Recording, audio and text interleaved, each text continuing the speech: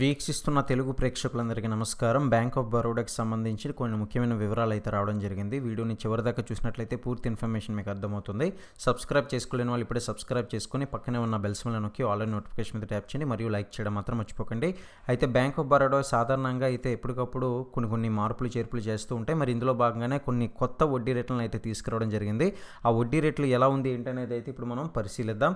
అయితే bank of బరోడాకి సంబంధించి కొత్త వడ్డీ రేట్లు చూసుకున్నట్లయితే 7 రోజుల నుంచి 10 ఏళ్ల డిపాజిట్లపై 4.25% నుంచి 7.15% వరకు కూడా వడ్డీ రేట్లు అయితే కల్పిస్తుంది. సీనియర్ సిటిజన్లకు అయితే 4.75% నుంచి 7.65% వడ్డీ అనేది అందిస్తుంది.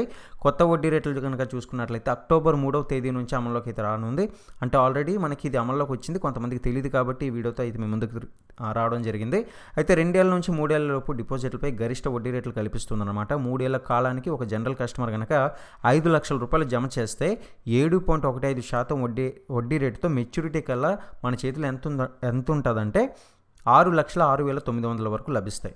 మొత్తానికి దాదాపు 1,06,000 పైన అయితే మనకి రావడం జరుగుతుంది. ఇక అదేవిధంగా సీనియర్ సిటిజన్లకు అయితే 7.65% వడ్డీతో 6,14,400 రూపాయల వరకు అందుతాయి.